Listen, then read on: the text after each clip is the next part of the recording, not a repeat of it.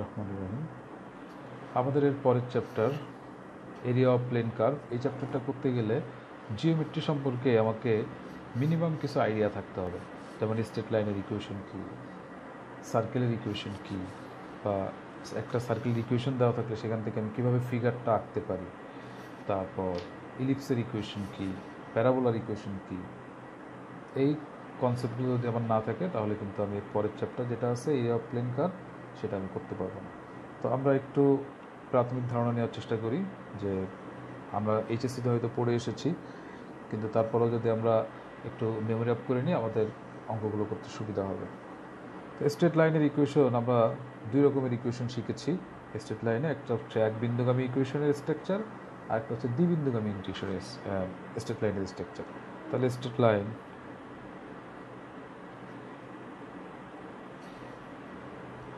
এক বিন্দুগামী স্ট্রেট লাইনের ইকুয়েশনটা হচ্ছে যেটা মূল বিন্দু দিয়ে যায় এবং এক বিন্দুগামী, মূল বিন্দু একটাই বিন্দু। তাহলে মূল বিন্দুগামী যে ইকুয়েশন সেটা স্ট্রাকচার হচ্ছে এমন y = mx। তাহলে y = mx এটা কেমন ইকুয়েশন? এটা একটা স্ট্রেট লাইনের ইকুয়েশন যে স্ট্রেট লাইনটা মূল বিন্দু দিয়ে যায়।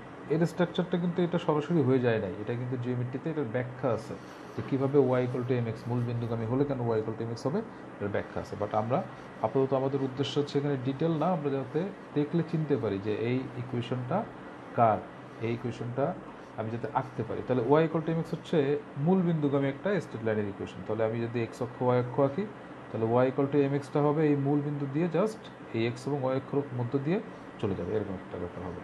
তাহলে এটাই সে y = mx। আমরা জাস্ট ফ্রি হ্যান্ড স্কেচ করবো। তাহলে y = যদি আমি 3x বলি বা y = যদি আমি 7x বলি, এ সবাই কিন্তু y = mx টাইপের সরলরেখা। আবার স্ট্রেট লাইনের আরেকটা ফর্মেট আছে যেটা দ্বিবিন্দুগামী, সেই ফর্মেটটা হচ্ছে এরকম x/a + y/b = 1।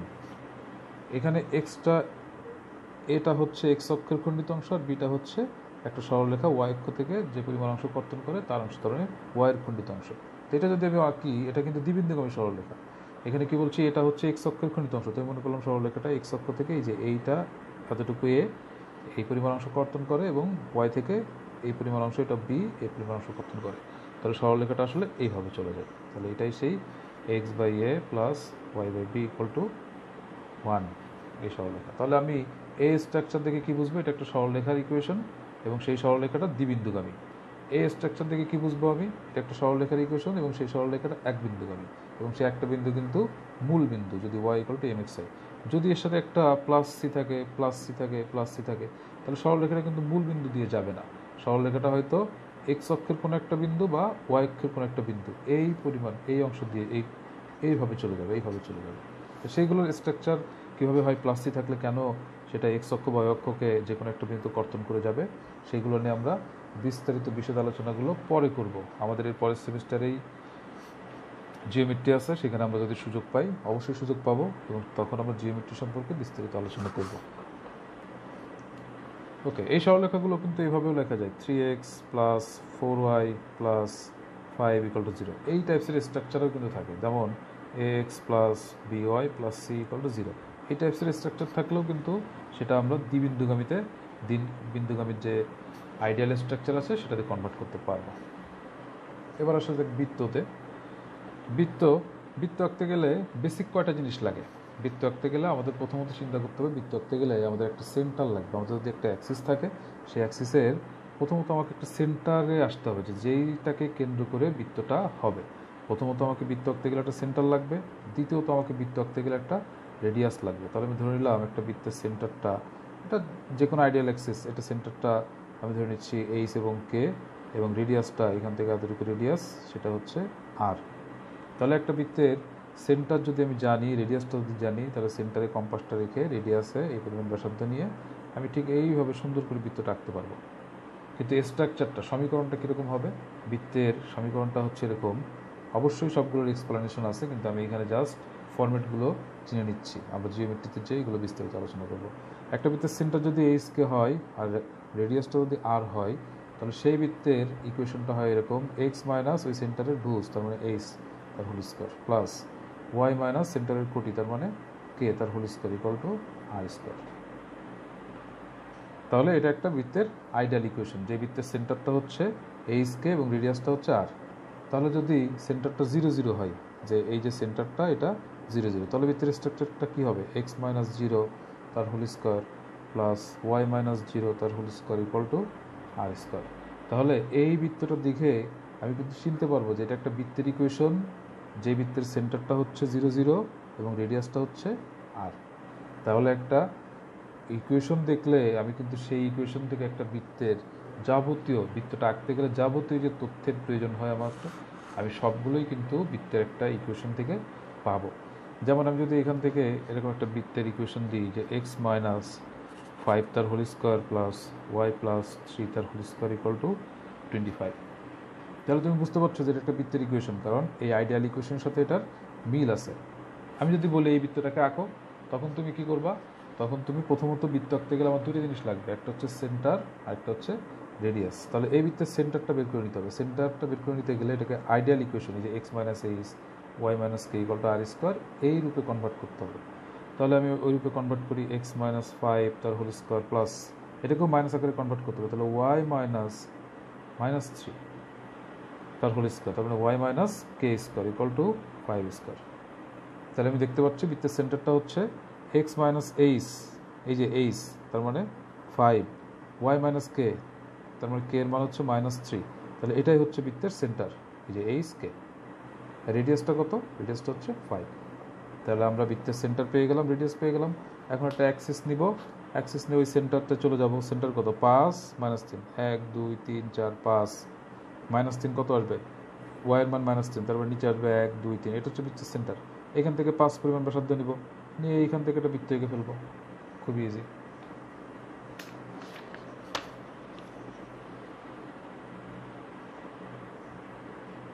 ওকে, তাহলে আমরা দেখতে পাচ্ছি যে আমরা বৃত্তের যে ইকুয়েশনগুলো আছে সেগুলো দেখলেও আমরা চিনতে পারি।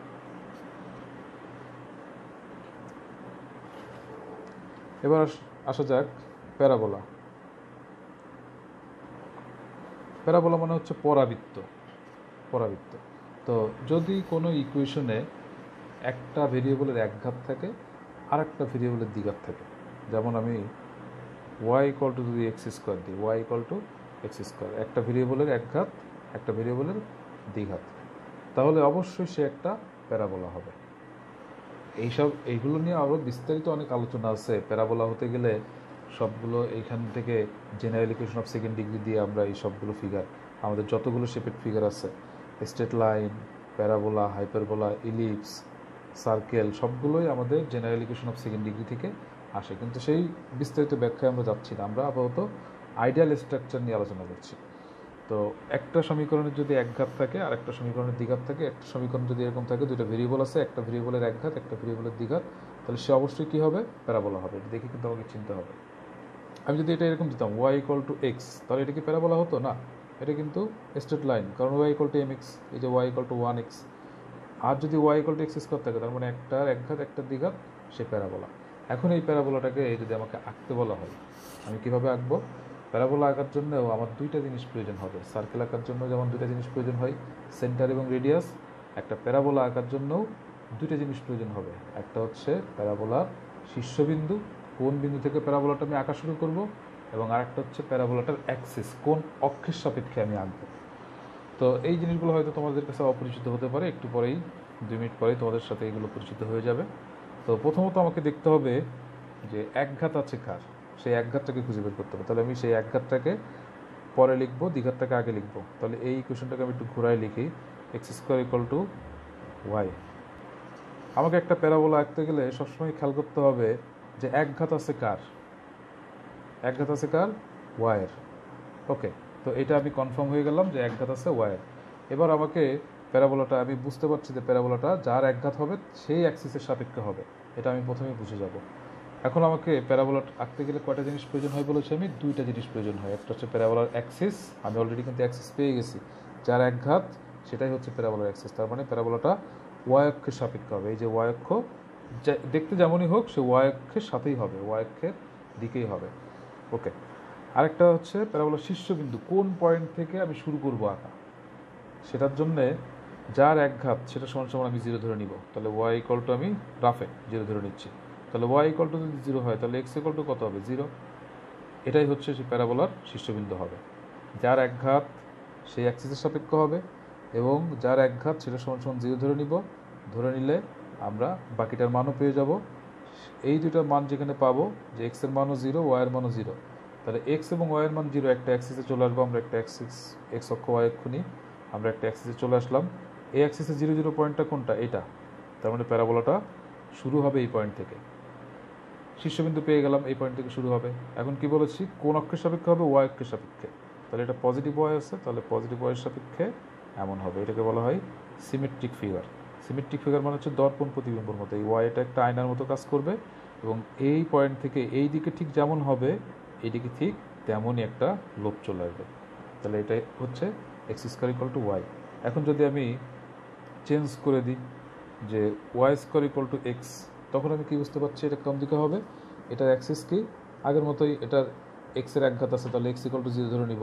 এক্স ইকুয়াল টু 0 ধরে নিলে সেখান থেকে ওয়াই ইকুয়াল টু 0 পাবো। তার মানে সেই প্যারাবোলাটাও কিন্তু 0 0 থেকে তৈরি হবে এবং সেটা কোন অক্ষের দিকে হবে? এক্স অক্ষের দিকে, পজিটিভ এক্স অক্ষের দিকে। তাহলে পজিটিভ এক্স হচ্ছে এটা।